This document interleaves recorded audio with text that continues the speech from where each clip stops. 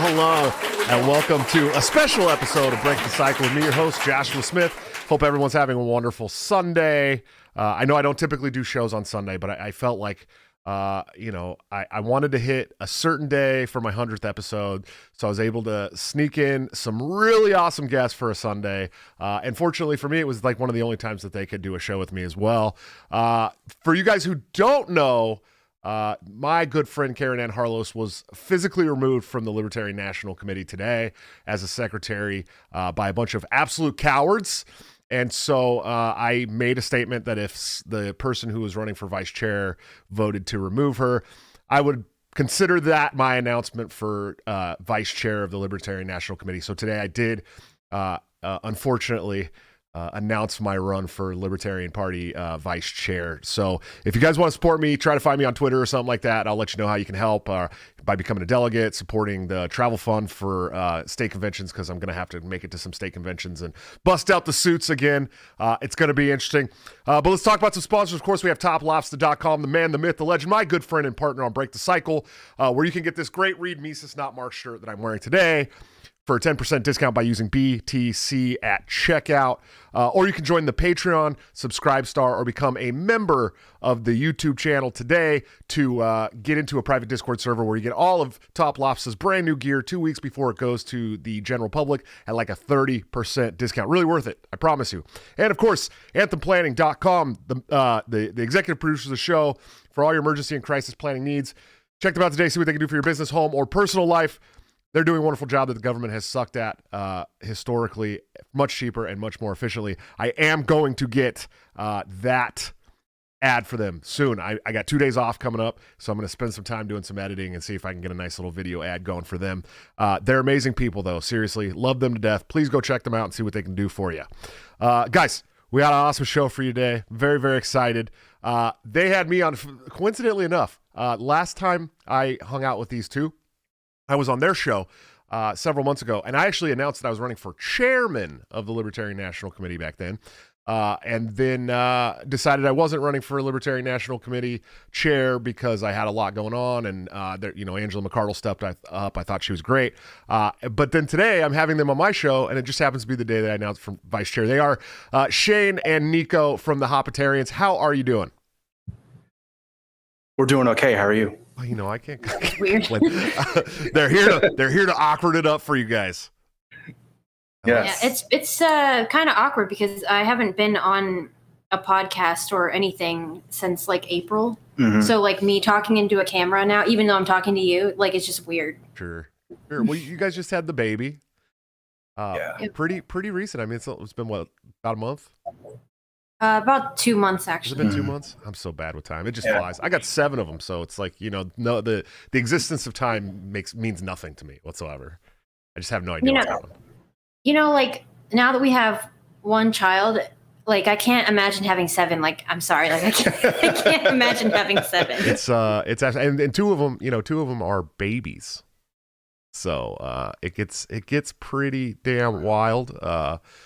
Thankfully, my granddaughter, who's the other baby, has a mom, my daughter, but she's 16, so we still provide what we can. And so it can be pretty interesting. But guys, we start the show off usually on my show talking about your journey to libertarianism. I imagine you guys might have a separate journey to this liberty-based stuff. I don't know. But do you guys want to talk about your journey to liberty? Well, I guess for me, I kind of got into it with, I don't know, a lot of people say, I got into it with Ron Paul and the whole Ron Paul movement or whatever you want to call it, Ron Paul revolution. But that's not my that wasn't my road. My road was actually part of the problem with Dave Smith, and also, I guess, in a lesser extent, Michael Malice, because I know some of the episodes that he was a guest on and continues to be on Dave's show really like kind of lit a light bulb on the top of my head. Like, oh yeah, I haven't thought of it like that before. I always thought of it as Republican and Democrat, and that's it.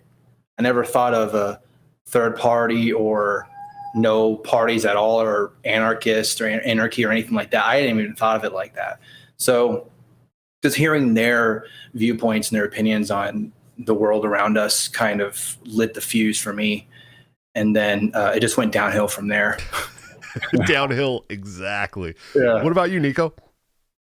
So I guess I always kind of leaned libertarian, but I was more conservative before, like, I guess in general.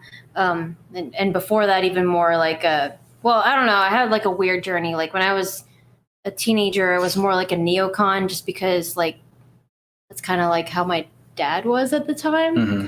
And then when I got into college, I became like a liberal feminist. So there's that. And then after that, I went back to being more conservative. But then when I met Shaine, then he kind of, I guess, red-pilled me, because he introduced me to Dave Smith and Michael Malice and other like anarchists. And then I think I'm now more anarchist than you, which is weird. You're pretty based. You're definitely one of the most based Twitter accounts I follow for sure. Thanks. Yeah, it's yeah. Did you ever get jealous that she has more Twitter followers than you, Shaine? No, I mean, she tweets a lot more than I do. So, you know, of course, I think whenever she tweets, it's just like it's like snap type of thing. Like, damn, I didn't realize she was going to tweet something that crazy or based or whatever. Well, the problem is like I always tweet stuff without thinking about it. Yeah. So then you always point out like, oh, you just misspelled this. Yeah. Or I don't know. I'm like a weird. I know for some people it's like, who gives a shit, but for me it's like, oh yeah, you misspelled this word, or you forgot to put something in there. I don't know. I'm a weird grammar Nazi, which he'll. Do you think grammar is a game? Yeah, exactly. It's like, come on. He'll come up with a tweet. And then he'll wait like 2 days to tweet it. I'm like, one of those. It. I'm one of those people that has to reread it. Kind of, okay, did I get everything right?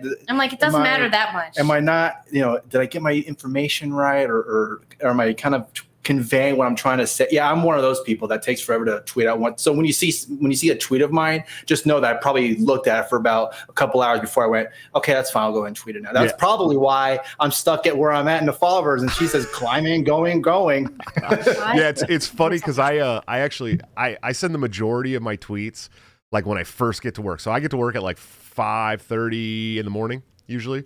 And between 5:30 and 8:30 a.m. is when I send out most of my tweets. And I literally will be sitting at my desk and then think of something and just type it up and press send and then go do some work and then come back and be like, oh shit, I like spelled something wrong, or you know what I mean? Like I do it all the time. And then by that point, it's already been retweeted so many times. It's like, what's the point? You know, of changing it. You know, it's like, so then I just make like a little correction in the comments, like, oh, by the way, I knew how to spell this. I promise. I'm not that dumb. Okay, I know how to spell. I know I play a big dumb animal on TV, but I'm really not that stupid. I promise. So let's you guys are brand new parents, right? First child. How's that? As far as I know, yeah. As far as I know, yeah. I know the feeling, buddy.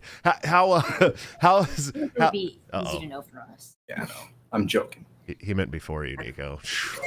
No, I mean like because of our infertility story. Right. Oh, do you guys have an I didn't know. I did. Maybe I did read about that before. Maybe you did. I don't know. But we did. We have. I mean, we've been pretty open about it. Mm-hmm.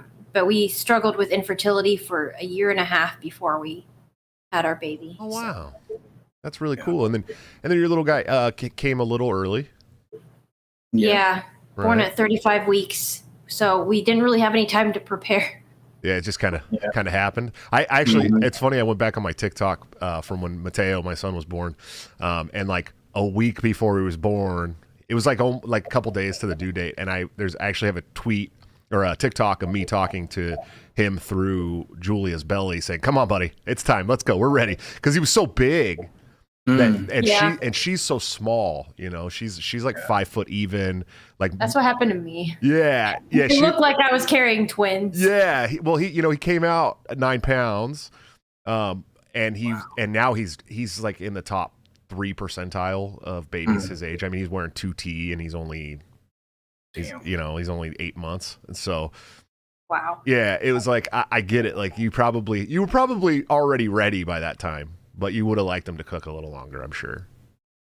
Yeah, I was at the point where I could barely walk though. So yeah, that's how Julia was too. She was like, her hips hurt. She couldn't lay down comfortably. I mean, it was pretty hell for her, and that's why I was like, yeah, come on, buddy, anytime, you know. But what's it been like being new parents for you guys, man? How's life been? You want me to go first? Yeah, you can go ahead. Okay, so for me, it's just I don't know. It's been knowing that we're now at the light at the end of the tunnel, when we've been seeing it for the past year and a half. Like, we're almost there, or there's some roadblocks, whatever that kind of hinders us from getting to that point. And now that we're at this point, it's like, whoa, this is kind of crazy, and in a good way. It's not like, oh shit, I wish this having to happen or whatever. I don't know, I can't talk. But this whole thing too, and I guess kind of leading up to, I'm sure, a topic that we'll talk about later on, is kind of the whole abortion thing, and how I know for her, she was already in the anti-abortion, pro-life, whatever you want to call it, camp. And I was leaning more towards that camp, but I was kind of, I guess, 75-25 or 80-20, whatever you want to say.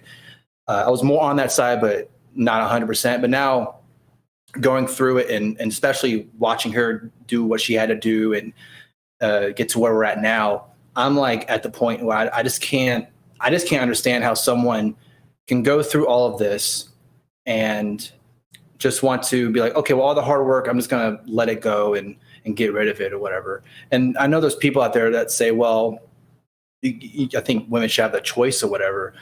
But when you see the baby in the ultrasound and it's moving and everything, it's just, that's a living, breathing human in there. And I don't know how anyone can see that and just be like, yeah, I'm okay with killing the baby. And I'm just going to say it's murder. Like, I don't know how anyone, well, whatever, fuck it.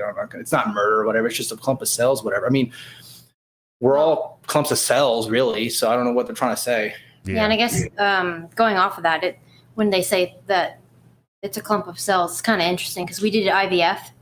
Right. So we know what our son looked like when he was just a clump of cells. Like when he was when he was an embryo. Literally just fertilized at that point where it was just like he's starting to grow from just a little circle to now just sprouting out, and to now he's a baby. It's crazy. Sure. It makes it incredibly hard once you hold your baby in your arms, especially, to look back and go, yeah, it'd be okay to kill that off. You know what I mean? Like it makes it very, very extremely hard. And, it's something that I've grappled with, going from being religious, then to being not religious, going from being a neocon to being a libertarian.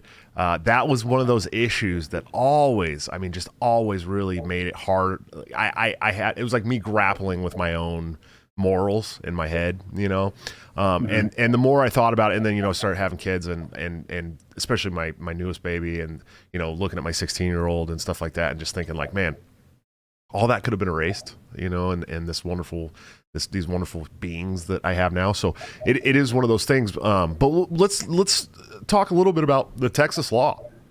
You guys are Texans, right? Yep. Yep. How are things there? Have you guys are there like just protests in the streets, and is it going insane or what? Well, we live kind of like in a smaller town now. Like we used to live in DFW area, so I'm sure that is probably where a lot of the stuff is happening. So I haven't really seen anything around where we're at, but yeah, over here it's kind of, I guess just, I guess we're doing this now or something like that. It's kind of weird that, going from a DFW area to where maybe half of the population was kind of just, not necessarily with the abortion thing, but like with the masks and everything like that. About half, maybe a little more than half the population was like, I'm not going to wear a mask inside. Or if they had a sign or whatever, it's like, whatever. We'll put it up there, but we're not going to enforce it. I do have a little story, though, that I did tweet about this, and I did get some shit because I guess that's the type of thing you do on Twitter is whenever you tweet something, you're always going to have someone that thinks you're a fucking idiot. Oh, yeah. especially because it was about private business, blah, blah, blah. Yeah. I have a whole fan club of people that do that stuff, man. So consider yourself lucky. Jeez. Oh, That man. is true. Yeah. I've seen your fan club. Yeah. So this particular store, I think it was a Whole Foods, whatever that's around us. And I went in there and they say, put a mask on. And I said, no, I'm okay. So I just kept walking. And I've been in this store before, and they asked if I wanted a mask or put a mask on. I said, no, I'm fine. I walked, and that was it. No one ever went up to me and said, why aren't you wearing a mask? But for some reason, this particular day, one of the employees came up to me and said, hey, you need to put on a mask. And I said, no, I'm fine. So I kept walking. They followed us around the whole store. Yeah. We could have gotten out of there quicker if they hadn't followed us around. Right. It's so funny. It's so weird to me because in Iowa, they had a mask mandate for like a couple weeks, but it never really stuck. And like I just never wore one. My family never wore one. The kids wore them at school briefly. Yeah. But I mean, the only place that ever questioned me was Target. And I tried to walk into Target, and I had already been there without a mask several times. And then one time I tried to go in there, and they're like, you need a mask. And I'm like, I have to wear it. I'm not going to wear it. You know what I mean? Like, every time I put the fucking mask on for like an extended period of time, I get sick the next day, like every single time. And so I was like, I'm not going to wear it. And he's like, well, you got to wear it. And I was like, all right, well, I'll leave. And then I just went to Walmart from then on. Those are my people at Walmart anyways. You know what I mean? Yeah. Like that's like culturally probably where I belong at more than Target, I think. But I never put it on, and I probably wore it between 5 and 7 times the entire. Like I had to wear it at the hospital when my son was born. I had to wear it at the hospital when my granddaughter was born. Other than that, I mean, I probably put it on 3 or 4 times tops the entire 18 months. Because why? Wow. Why do it? You know what I mean? Like, I wasn't sick. I was never sick. Yeah. Have you ever had someone or an employee go up to you and say, well, if you don't put the mask on, they're going to call the cops on you? Have you ever had that happen to you? No, because I would shame them so loudly. Does that happen to you? That's where that went. That after a while, he followed us around in every aisle that we went to, even though we were only looking for 2 things. And then he was telling him that we're gonna have to call the cops and get you arrested if you don't put on the mask. Oh, did you call him a fascist? Tell me what it. Well, I mean, like I said in the tweet, I mean, I was like, okay, well, we have to get the stuff here because it's only at this particular store. At least as far as I know, it's only in the store. So I was like, whatever, I'll put the fucking mask on because I don't know. And people can say, well, you're a pussy because you fucking you consented to wearing a mask, or maybe I wasn't too I don't know, like you were saying, I should have called him a fascist. And people were saying, you should have done this, you should have done that. It's like, yeah, maybe afterthought I should have done it, yeah, but at the particular, it's like whatever. At the time, it wasn't convenient for us because we were in a hurry, and we were like, okay, we just got to get out of here. Yeah. So now I'm at that point where if we have to go to this Whole Foods, I'm just gonna she'll just go in by herself, or we'll just have to find somewhere else because we go to other grocery stores too. So it's not like this is the only one we go to, but just for these particular items that we were looking for, they were pretty much only at the store. And so I don't know, but maybe we can kind of compensate and figure something out. But the whole thing is just dumb. The fact that these employees, and I know they're just doing their job or whatever, they're just doing their job, they're just following orders because like Nazis or whatever. But the whole thing was just dumb to think that they're going to call the cops. And I even said, so you're going to call the cops on me because I'm not wearing a mask. Like, that doesn't sound ridiculous to you. Like, the fact that you're going to dial 911 and say, yeah, someone's not wearing a mask in our fucking store. Like, that to me, if I was an employee and someone said what I just said to that employee, I would have been like, yeah, that is pretty fucking stupid. Yeah, no shit. Could you imagine being a cop though and going to a store to arrest somebody because they didn't put their mask on? Like, could you imagine how like you have to just feel like an absolute pussy? Yeah. You know what I mean? How many of your department's rape kits are tested? And you're worried about this guy not wearing a mask. Right. I have a friend whose husband is a cop, and she said that he feels so ridiculous. I don't know why he still does it, but I guess, he wants to keep his job, I guess. But he had to arrest people for having more than 5 people or something at a party. Oh my! This was like back when they had like a limit of how many people could be in one area, you know? Sure. Yeah. So, but he had to do stuff like that. well, let's talk a little bit more about this law. First of all, let me address some of these super chats I got because I love my super chatters. Nick Ashley says $5 super chat. He said, "Love you guys and your wholesome content. Shane's dad jokes are A1. He was definitely prepared to be a father." Boom. Boom. Yeah. Roasted. Top Lobster $2 super chat. He said, "Who's watching Baby Scalf?" Parents, Yeah. my parents. Are they're from out of town, right? They're like in from out of town right now. Yeah, they're finally able to come visit us. So Nice. No, we just handed it off to some random person. Hey, can you take care of Hey, her now? please take. I hate my daughter would do that. John Clemmer, $5 super chat. He said, "Here you go, young man. Go win vice chair in the LP or something." I appreciate it. I'm going to try my very hardest. I promise. Let's talk a little more about this law. I mean, Okay. Is this a law you guys support in Texas? see, you were saying that there's like something about the law where it's it seems a little bit Yeah. because I thought it was just like, wasn't it just like banning abortion after 6 weeks or something? Something like that. After 6 yeah. weeks, and I think the only people that can actually get in trouble for it are the people who do Like, the abortion. Oh, okay. So like medical professionals. Or something. Yeah. I have to look at the law again. I'm pretty sure that's what I'll look it up while you guys talk a little bit about it. Okay. Yeah. I mean, Oh, the tattletaling thing, that's what you're talking about. yeah. That was so. I mean, I didn't really kind of dive deep into it, probably than I should have. But yeah, I was seeing people saying, well, if you suspect someone of having performed an abortion, then I guess you can tell on them or something like that. I don't know. There's some weird language in there, but I mean, I'm kind of at a point, and I see it with other aspects too, where especially in the libertarian sphere, since that's kind of where we're more ingrained with, I guess, is that, well, I don't want to use the state to do something that kind of is in our favor or something we like or whatever. Mm-hmm. And I mean, I'll be honest and say that if it was something like this, where I was like, okay, well, like I was saying earlier, I'm now anti-abortion and pro-life. And it's something like, okay, well, if you're gonna do this law where it helps, I guess, I don't know, stroke my ego or whatever you want to call it, it's like, okay, well, that's great. And I see it with other aspects too, where, you know, and I'm sorry, I keep kind of like going off in tangents. Whatever, sure, do it, man.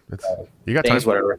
Okay, but like private business, and say, well, a private business should have a right to, if they want to ask for a vaccine passport or mask mandate or whatever, and then that's their right or whatever.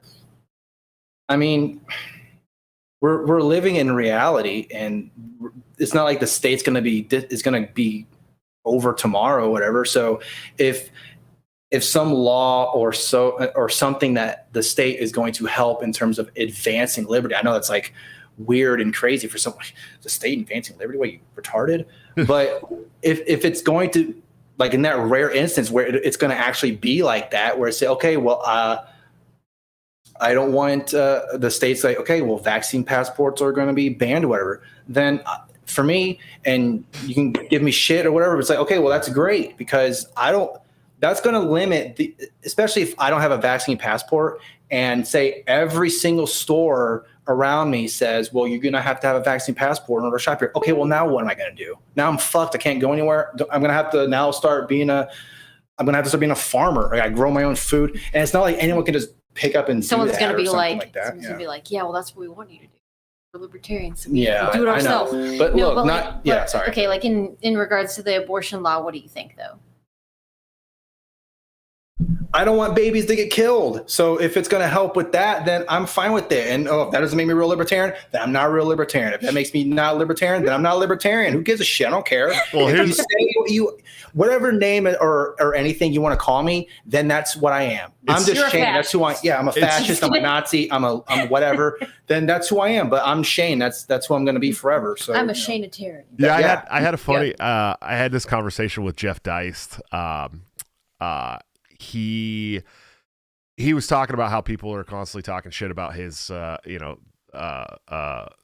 blood and soil speech that he gave, Yeah. and saying he's not a real libertarian because he believes only in private property borders and stuff like this, and doesn't think that, you know, during the welfare state being open, that immigration should be free and all this shit. And I was like, how you deal with that? He's like, look, if they're gonna call me not a libertarian, fine, they can have the fucking word. I don't care.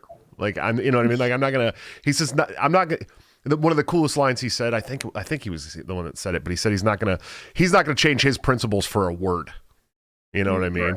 Like, and I get that too. Like, like I said, abortion is something that I've gone back and forth on. It's a really hard issue because to the people who believe it's murder, it's murder. Yeah. And most people believe that if there's some kind of law and order in a society, that murder should be illegal. I mean, I think probably 95% of us agree on that in this whole world. 95. Unless you're a murderer. Man. Unless you're a murderer, you believe that murder should be illegal. And so to a lot of people, abortion is murder. And so to those people, of course, they're going to see this law as a good thing. To the people that don't see abortion as murder, which I have a hard time seeing, you know what I mean? Like, I have as somebody who not only went to nursing school and had labor and delivery and child development and all this shit, like, forced and beat into my head, but also has kids and saw the progression of a fetus and saw, you know, the early ultrasound pictures and, you know, even some of the later ultrasound pictures, and realized there was a baby in there. There was a living being in there with a heartbeat and everything. But to the people who think it is murder, they have problems. You know, the people who think it's not murder, they have problems seeing that it's not murder, and so they think that women should be able to remove this thing from their body. So it's a really hard issue because no one is ever going to agree on this issue. Like, ever. Right. Not ever is everyone going to agree on this issue. And to the libertarian circles, it's like, you know, who was it? I just shared this post. Oh man, King Libertarian or something on Twitter. He said, listen, none of you lolberts need to worry about abortion because none of you are ever going to have sex with a woman. Oh, right. That was hilarious. I died laughing. But that statement without the second half is kind of true. None of the lolbertarians, none of the libertarians, it's not something that we have literally any recourse over. Influence. Yeah. I mean, we have no political influence. I mean, we don't have any at the federal. We have 2 state legislators in the entire country. The only place we have any influence on the abortion debate is in Wyoming. That's it. They're both in Wyoming, okay? And I'm pretty sure Wyoming's got some pretty strict abortion rules already. So it's like, why are we constantly arguing about it when it's just a wedge issue created to keep us separated? You know what I mean? And if you look at the party, you know, I think the stance on abortion is a little weak, but there's people in the party who like that stance on abortion. You know, we don't take a side because we think there's good faith arguments on both sides of this issue, which I think it'd be better to just leave the shit out and let candidates specifically state what they believe because it's an individual thing. Yeah. But you know, to the larger movement, it's just such a divide all the time. It's like the immigration debate. You know what I mean? Immigration is at the federal level. Who do we have elected at a federal level that's a libertarian? No one. Zero. Yeah. Crickets. We have no influence over that debate whatsoever. None. So we're arguing amongst ourselves in a thought experiment half the time about what we should do with immigration when we literally have no say in it and never probably are going to have any until we get some federal legislators, which is a long way out. A long way. Yeah, so kind of what I was saying, since we're living in this world, we're living in a society where we live under a state, we live under a federal government that has pretty much put their boot on our necks for who knows how long.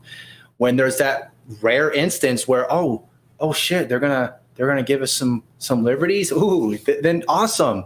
But these libertarians or these people, they live in this fantasy land in their head where they go, well, I'm a principled libertarian and I don't believe in that. Oh, okay, well, you can be as consistent and as principled as you can possibly be. You're still going to be walking into that boxcar because it's owned by fucking Walmart or whatever. Well, can I point out something? One thing I think is sad is that like women around my age or like, you know, around our age group, maybe younger or maybe older, they seem like they're more concerned nowadays of whether they can have an abortion rather than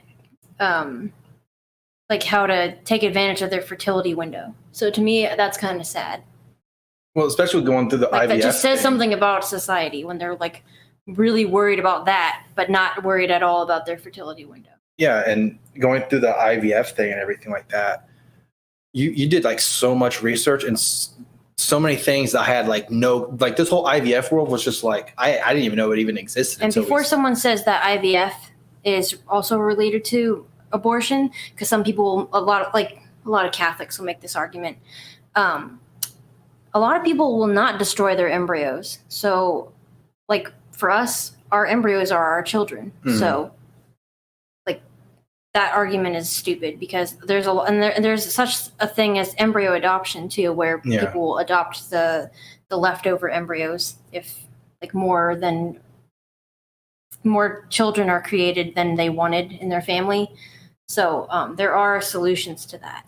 Yeah, and Josh, correct me if I'm wrong, but I'm pretty sure like you have some adopted children, correct? Yeah, the two of them are my daughter's, my 16-year-old daughter's younger siblings. They're 10 and 7. They just turned 10 and 7, and they're my ex-wife's kids, and they were going to go to foster care, and I was able to, through kinship, get guardianship of them, and now we're working on the adoption. But yeah, that's how we got them.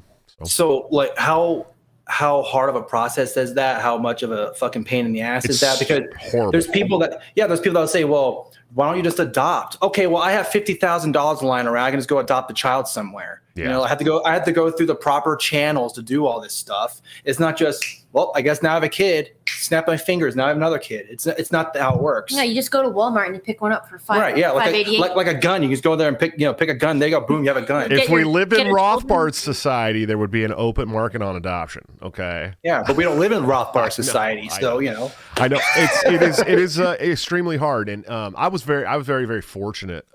It's not even really that easy to get guardianship of kids that aren't yours. You know, unless the mother or whoever the guardian is, like, can sign those rights over to you or something like that. I had to get a lawyer. I had to go into a court in a state I'm not from, and I had to fight basically to get this kinship put through. It's not something that's normal. It's not something that happens all the time. I mean, if I was related to them by blood, like grandma or uncle or aunt, it would be much easier. But the state was going to take them and put them in foster care. So I mean, I drove down that weekend. And you know, it was easy to get my daughter, obviously. You know, I had never lost custody of my daughter, so it was like I didn't even really have to do anything except sign some paperwork so that I was the primary custody. But to get her two siblings, it was kind of like a do or die situation. They were going to be split up. It would have been very hard on them because they had gone through a lot together. And so I went down there and got a lawyer and fought and got them pretty quickly. And now I have permanent guardianship. So on the paperwork, it's indefinitely, it's forever. But that doesn't afford us like certain things, you know what I mean, that we would like to get. And so that, that next step is an adoption, and it's a horrendous ordeal. It's very, very hard to do. So if anybody's ever done it, you guys know what I'm talking about. And if you have any pointers for me, let me know. So. But yeah, it's incredibly hard, man. It is not an easy thing to do. And the state could make it a lot easier for sure. Yeah. And just kind of, I guess, as like a summary, it's not easy. I mean, maybe you'll have some outliers where it's like, well, it was kind of 1, 2, 3 easy for me, but for some other people, it's going to take who knows how long to get that kid. You know, some people, they'll adopt a kid from another country. And I'm sure for them it takes forever. Oh yeah, because you got to get citizenship and all that right. stuff. Yeah. Yeah. Yeah, it's wild. So so anyone that just says, well, why don't you just adopt instead of, going through IVF or anything like that? Okay, well, maybe we can start a GoFundMe and we can put it to $100,000, and then there you go, give us the money, we'll adopt or whatever, Right. But we're not going that route. So I don't know. Well, and who the fuck is anybody to tell you guys that you shouldn't try to have your own children in the first place? Yeah, it was something People that was feel entitled to do that once you are out with infertility. I don't know why. They feel like it's you. They try to push this obligation that, like, oh, well, you're going through infertility, so I guess you are obligated now to adopt. That's bullshit. Yeah. And even if you wanted to adopt, why couldn't you adopt and still try to have your own children? I mean, that's what our plan is. Like after we have our second child, which is if everything works out right, because we have another embryo. then instead of going through IVF again, we wanted to adopt other embryos. So we would do. Embryo adoption is kind of cool because it kind of solves the problem of having extra embryos for other couples who had like too many. So you can adopt them, and then so they're not biologically related to you, but you grew them inside your own womb. Huh. Yeah, I don't even know much about that. That's wild. That's a wild. It's kind of like surrogacy too, where like usually for gay couples or couples that are like a mother that isn't able to actually hold the baby in their womb for whatever reason, they'll have a surrogate do it. It's kind of similar in a way. It's like that, but it's your child. Right. Yeah, because a surrogate and they still have to be implanted with semen and all that stuff. Yeah. So. Oh, and sorry to interrupt, but another thing too about all this is that some people. I know this is going to sound crazy, Josh, and to everyone watching and listening, but sometimes when you have sex and the man finishes inside the woman, pregnancy isn't 100% guaranteed. Right. So, that was news to me because I was under the impression, oh, well, boom, I'm done. Okay, well, I guess now you're pregnant. You're like, no, first time, not how boom. It's not always happens like that. Did it. First time, champion. You're like, wait a minute, it didn't work? What do you mean it didn't work? It's very easy, it's not 100% guarantee. And I think even if you do it where like she's in her her fertile window. Yeah, her fertile window. Like again, all it's only this 33% chance. Yeah. It's not a guarantee that's gonna happen. So everyone's like, well, maybe you should go on, and I'm not gonna be criticized. I'm just saying there's some people that say, well, if you just go on the birth control pill or you wear a condom. Maybe if she's not in her fertile window and you still have sex, a less of a chance of getting pregnant. But if she's in her fertile window, 33% chance. Right.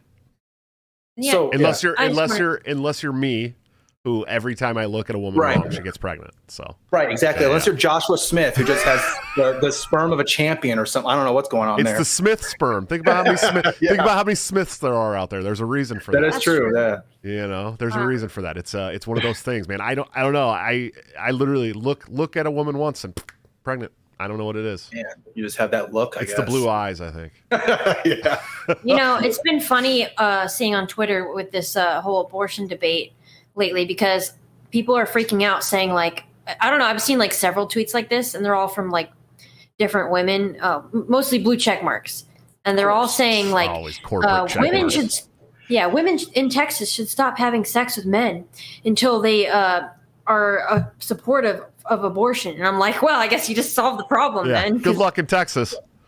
I mean, abstinence is one good way to prevent pregnancy. So there you go. Could you imagine like a redneck Texas girl hearing like a big, huge Ford truck diesel like rolling up and a dude get out with cowboy hats and boots and then her being like, I'm not going to sleep with that guy. Yeah, right. I'm just kidding. I used to live in Texas. I lived in Dallas briefly, but it's a little different than that. But yeah, the whole thing is just insane to me. Like this, okay, let's say I don't want to legislate my morality in the abortion debate. Okay, let's say that I don't. Even if I don't think there should be legislation for it, I still think it's disgusting that there are people, not just women, people out there that are upset that they can't kill their baby after 6 months or after 6 weeks. I think that's disgusting. I think it really is. Maybe there are some medical reasons to abort, to terminate a pregnancy. That happens. I understand that. I gotta imagine that it'd be very, very hard to carry a baby to term after you've been raped. I understand that. I know a lot of religious people make the debate that it was God's will and this and that and this and that, but I still understand. I don't believe it. Right. The trauma that goes along with rape, I understand that it would be very, very hard for a woman to deal with that. What's that? That other libertarian's name, Carrie. Oh, Carrie Baldwin. Carrie Baldwin. She spoke about abortion. Yeah, she did a Soho-Forum debate with Walter Block. Yeah, that's what I was going to say. She did a Soho-Forum debate. He's got that evictionism. Right. Yeah, which to me doesn't make any sense unless the science catches up with it. But anyway. Right. She was arguing for the not aborting even after rape. And she had some really good points. So if anyone wants to, is interested in that aspect of it, then I would recommend listening to that debate. A woman saying if you're raped, don't abort. Oh my gosh, it's news to me. What happened? Yeah, see, that's a hard thing. I gotta believe that being raped and then being forced to carry a baby from a rape is you getting pregnant outside of your own will, completely 100%. If you're just having sex, enjoying sex, knowing that you can get pregnant, not using any contraceptives, I think that it's disgusting that you would take on that responsibility and then terminate a pregnancy after a heartbeat is there and all that stuff. So, that's kind of where I stand on it. Even if I do believe that there should be no legislation, even if I do believe that the state should be abolished, because I am an anarchist in my heart of hearts, I believe 100% that it's disgusting, and you should be ashamed of yourself if you're applauding people for doing that. That's kind of where I stand too. Because it's kind of like, well, to me, abortion is murder, so it's kind of like asking me, like, should we like stop legislating murder? Right. So I'm just kind of like, that's what somebody asked me to earlier. They're like, do you, where do you stand on the Texas heartbeat bill? Do you support it? And I said, do you support, relinquishing the laws on murder? Yeah. Do you? Because to me, abortion is murder. So, I don't think that people should be allowed to do it, but I am a staunch advocate of abolishing the state. And in that regard, it would have to take on some different kind of form of legislation. You know what I mean? So it's like I said, it's always been a hard issue for me. I don't believe in legislating morality, but I also think that murder's bad, and that that should be a societal morality, that murder is bad. So, I don't know. I feel like that's like the last thing that we should tackle if we're talking about like taking down the state. Like maybe like murder laws should be the last thing that we're talking about. At least one of them. Yeah. Age of consent laws too. Right. They're way down on the list for me. Way down on the list. Like dead last almost. Well, especially nowadays where, this whole COVID thing and the mask and the vaccine they got passport. more important things to worry about. And again, kind of going back with the whole like libertarians arguing about whatever is more important than something else. There are, and I'm sure you've seen this too, Josh, because you're in the thick of it, where you see libertarians be like, we need more people to vote libertarian. We need more people to be libertarians. But then when someone says something that they don't like, well, I think you should get the fuck out, and we don't need you. And you're not a real libertarian. So if you want to outreach and you want to help, you want to talk to people, and maybe like with the abortion issue, for example, and if you don't believe in like pro-life or whatever, have better education to let women and men know, hey, if you do this, then this could happen, and kind of give that insight and put it in their mind that, okay, well, harm reduction. Right, exactly. But with some libertarians, they say, well, and I see what like the Mises Caucus when they kind of criticize the Mises Caucus for, like, I guess, alienating other people or for talking to people that aren't libertarians. Well, the libertarians who are criticizing the Mises Caucus for doing that are doing pretty much the exact same thing. Oh, like, I don't want to talk to those people. Right. Okay, well, you stay in your bubble and you stay in your little box and you stay getting your foot, your head smashed by the boot of the state, and just continue on this cycle, snowball. It's just going to keep continuing on until you die. So, what am I supposed to do about that? Right. And we live in a world where you can be a staunch anarchist. You can be the biggest state hater. But at the end of the day, that quote unquote representative that's supposed to represent you, it's their decision whether or not something is going to happen or not. So you can protest as much as you want. Hey, I don't want this to happen. Well, that person goes, oh, yeah? Well, the whole war in Iraq thing? Yeah, fuck that. I know you guys don't want that to happen, but guess what? I'm voting for it anyway, so screw you. Right. So, and I know sometimes protesting does work, but it's not like it's a guarantee it's going to happen, because at the end of the day, it's that person who's writing the bill or voting on whatever's going to be passed into law. It's their decision. It's not like January 6th people coming in and say, yeah, well, guess what? Now we're in charge. Shit, I wish that would have happened if they actually were in charge. I'm sure, I don't know if society would be any better, but it'd at least be a lot more funny. Sure.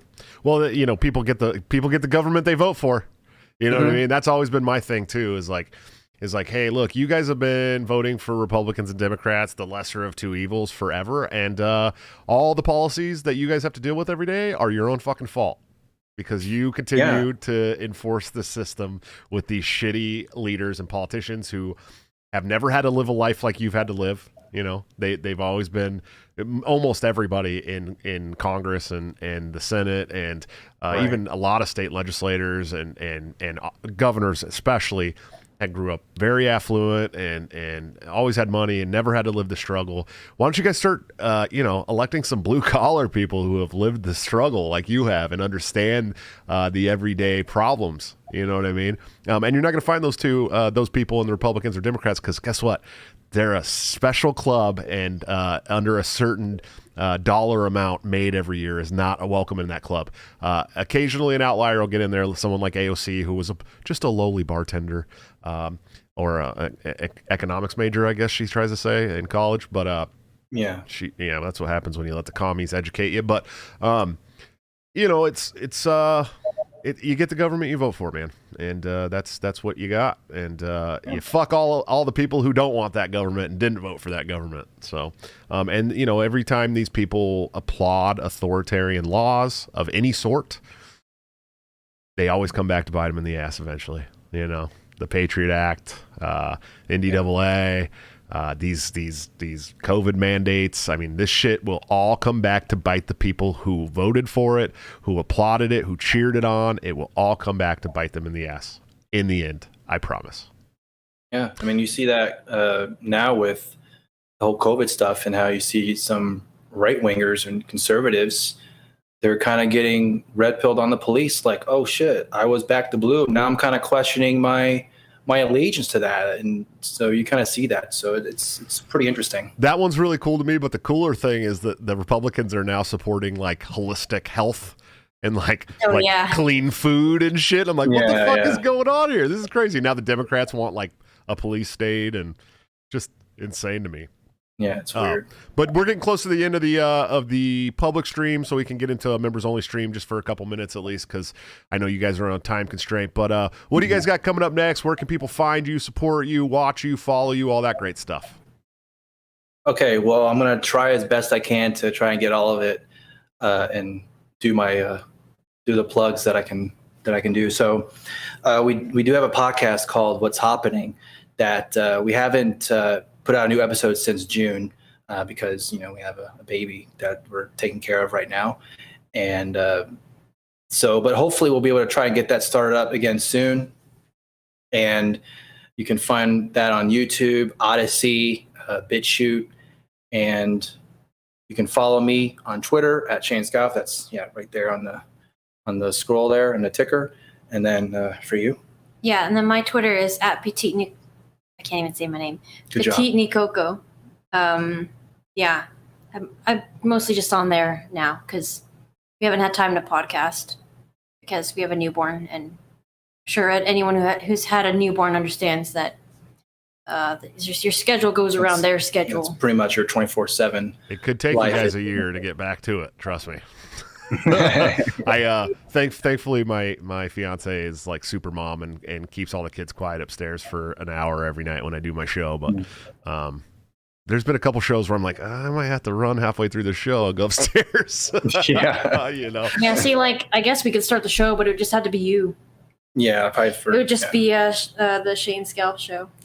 Or you guys could record and do it late at night when the baby's sleeping. That's what. So Julia has started a channel now called Julia Annalise. It's not on YouTube yet. She's gonna put it up when I get her first video edited. But she's doing right behind the monitor where you guys are at. I set up a green screen and lighting, and I take my camera and put it over there and record her, and then do some vlogging stuff with her. And I'm now teaching myself Adobe Premiere Pro, which, by the way, not fucking easy. Very, very hard. No. But I have a really good friend who taught me some of the ropes, and I've been watching a lot of YouTube videos. I'm getting really good at it now. But she comes down in the middle of the night and records her stuff so that she can get it recorded, and then I do the editing. So, you guys will find ways to do teamwork stuff that'll make it work, I'm sure. Yeah. It's a lot. It's a lot having a baby. But you guys know I'm a big fan of yours. I really appreciate you. Thank you so much for coming on Break the Cycle. If you could just wait like 2 minutes while I close out this stream, then we'll get the members only stream started. Thank you for having us. Absolutely, guys. Thank you. All right, guys. Another awesome episode of Break the Cycle.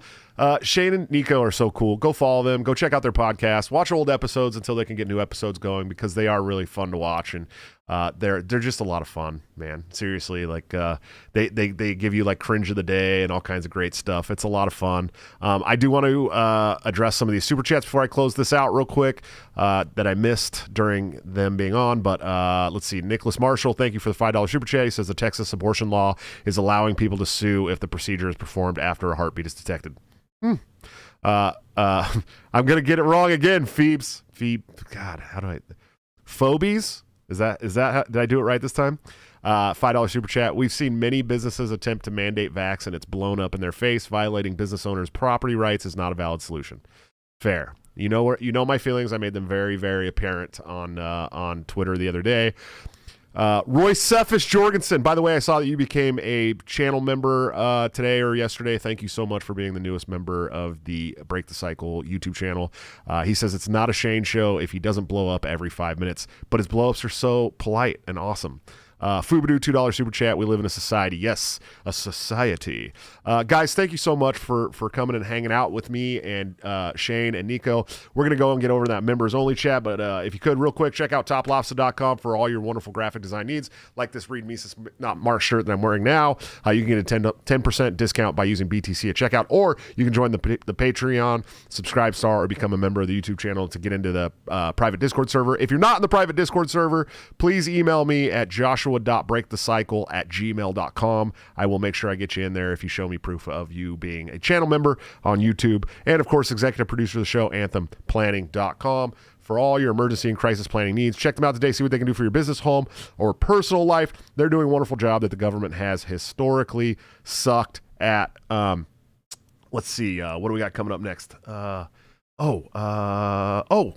I'm going to do a special show tomorrow, Monday night, with Miss Karen Ann Harlos, who was just removed from the LNC. It's going to be a good show. I promise you want to be there. For the rest of the week, Tuesday, I got Eric Heiler coming on.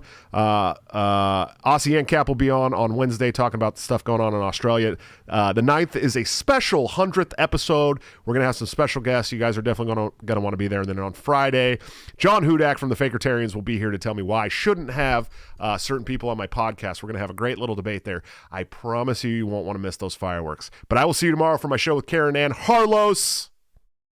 Until then, don't forget to break the cycle.